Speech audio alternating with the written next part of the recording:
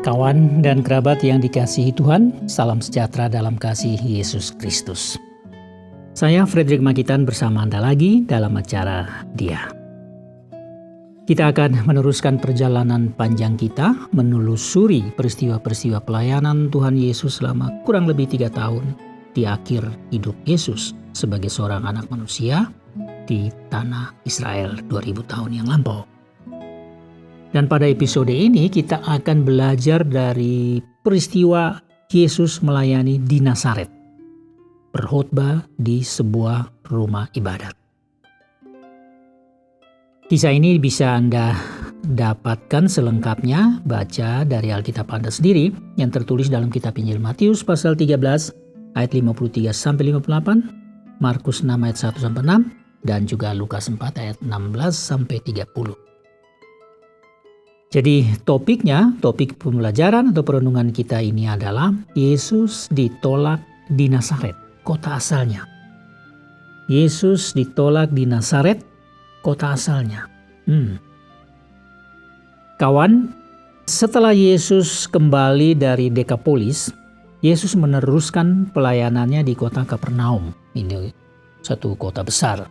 Dan kota Kapernaum ini adalah kota domisili keluarga Maria, ibu Yesus, dan Yesus sendiri juga pindah ke sana. Kota Kapernaum ini kota besar dan merupakan mission base pelayanan Yesus atau pangkalan misi pelayanan Yesus di wilayah Galilea dan sekitarnya.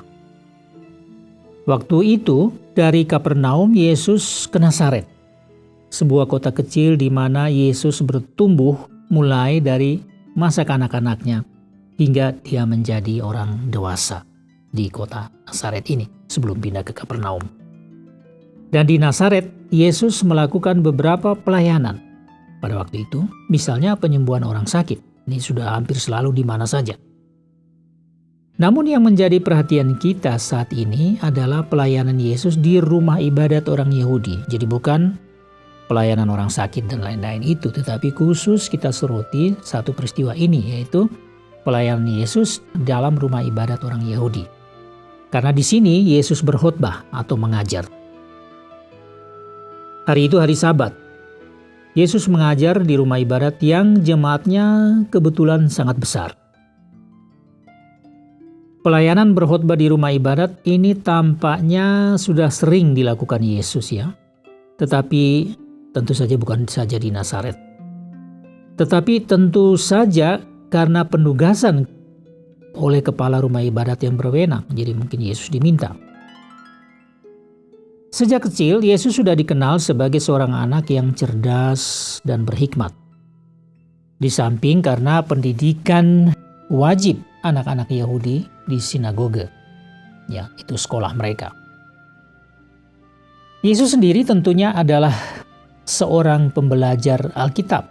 Meskipun ia hanyalah anak seorang tukang kayu yang sederhana, yaitu yang bernama Yusuf, bapak angkatnya itu. Juga karena pelayanannya yang sangat mengagumkan yang selalu melakukan mujizat, maka tidak seorang pun dapat menyangkalinya siapa Yesus itu. Karena itu Yesus sangat dihormati dan disegani masyarakat pada umumnya, dan tidak heran kalau Yesus juga diminta untuk mengajar di rumah ibadat. Apalagi ini di kotanya sendiri dulu. Namun kali ini setelah Yesus mengajar, reaksi orang di rumah ibadat terhadap pemberitaan Yesus agak berbeda. Cukup menonjol reaksi positif maupun reaksi yang negatif dari jemaah yang ada di situ. Reaksi positifnya adalah bahwa jemaat yang besar di rumah ibadat hari itu kagum ketika mendengar pengajaran Yesus, khotbah Yesus. Mereka sampai ramai berbicara di antara mereka sendiri, bertanya-tanya, dari mana Yesus bisa peroleh pengetahuan yang begitu luas dan dalam? Hikmat Yesus tidak pernah mereka temukan selama ini dari siapapun, sekalipun itu dari ahli-ahli Taurat, orang-orang Farisi. Lalu siapa sebenarnya yang memberikan hikmat seperti itu kepada Yesus? Apalagi begitu banyak mujizat yang Yesus lakukan di mana-mana. Orang seperti apa ini? Padahal mereka tahu siapa Yesus di Nazaret itu. Bahkan orang mati pun dibangkitkannya hanya dengan kata-kata perintah. Lebih mengagumkan lagi, lebih mengherankan lagi. Bagaimana bisa mujizat-mujizat yang demikian hebatnya dapat Yesus lakukan dengan begitu gampang? Padahal semua orang di Nazaret mengenal dia sebagai seorang anak tukang kayu, anak Yusuf dan Maria. Tidak lebih dari itu. Dan masyarakat juga tahu saudara-saudara Yesus, mereka kenal saudara-saudara Yesus. Misalnya seperti Yakobus, Yoses, ada juga Yudas, dan Simon. Saudara perempuan Yesus juga ada, semuanya orang tahu. Sebaliknya reaksi negatif itu tadi reaksi positif ya. Reaksi negatif orang-orang Yahudi adalah bahwa ada sekelompok orang yang kecewa terhadap Yesus dan menolak dia. Nah, itu dari bacaan itu kita bisa tahu.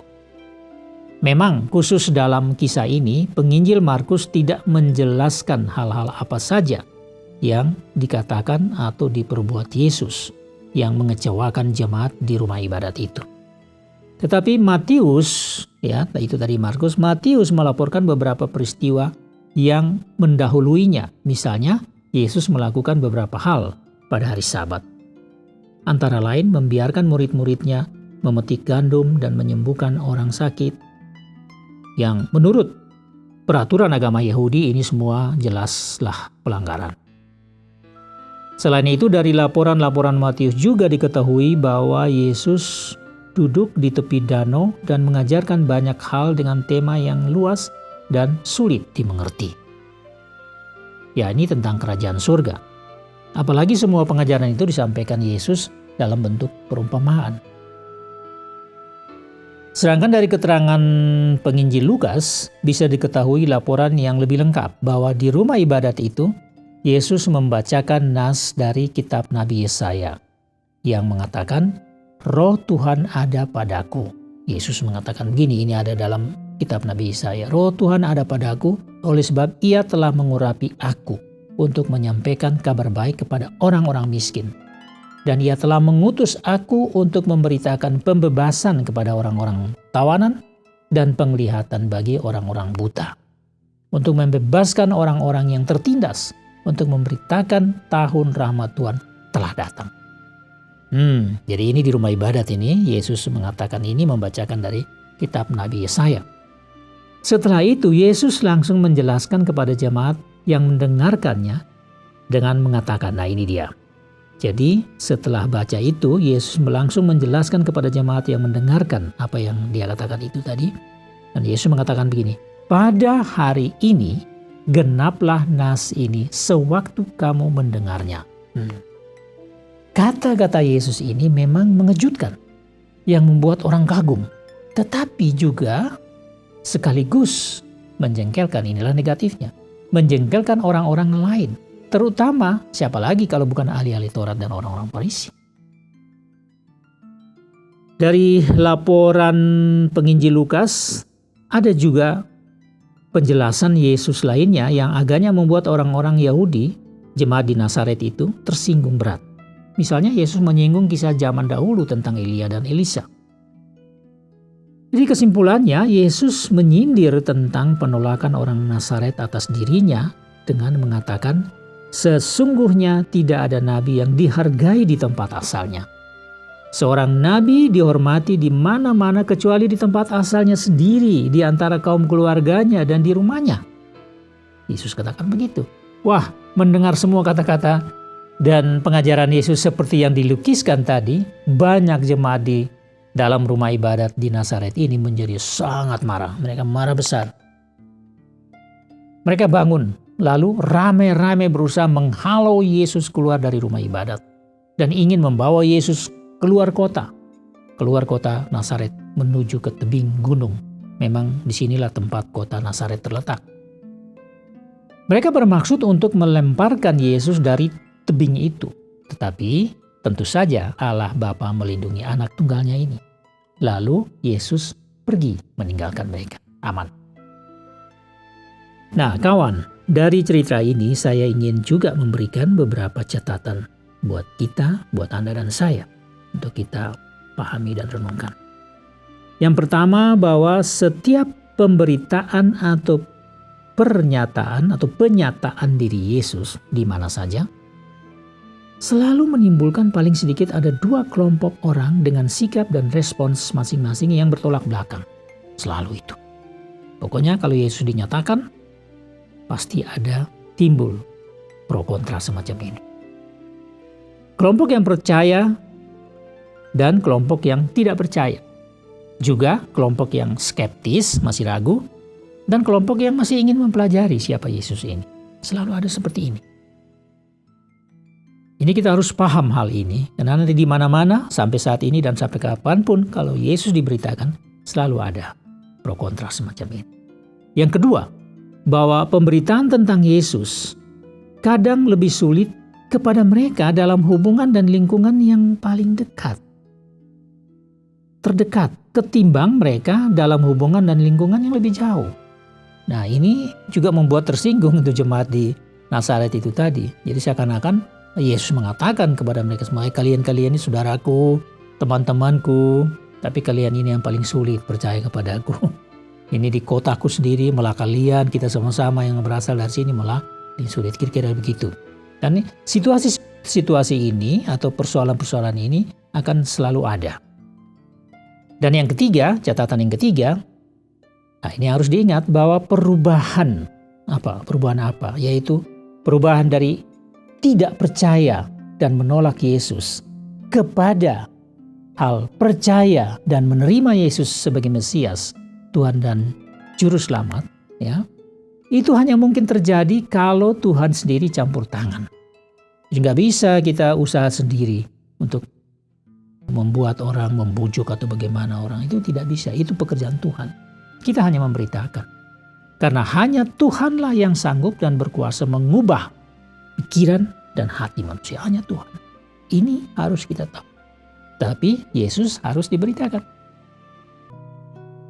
Itulah saudara. Demikianlah apa yang bisa saya bagikan dengan Anda khusus untuk hari ini. Saya berharap ada sentuhan surgawi buat Anda melalui renungan yang sangat sederhana ini. Saya mengucapkan terima kasih banyak atas perhatian Anda dan saya, Frederick Makitan, mohon diri untuk berjumpa lagi di edisi berikutnya. Doa saya, Tuhan memberkati Anda dan keluarga Anda. Get your message, have a good day and see you next time.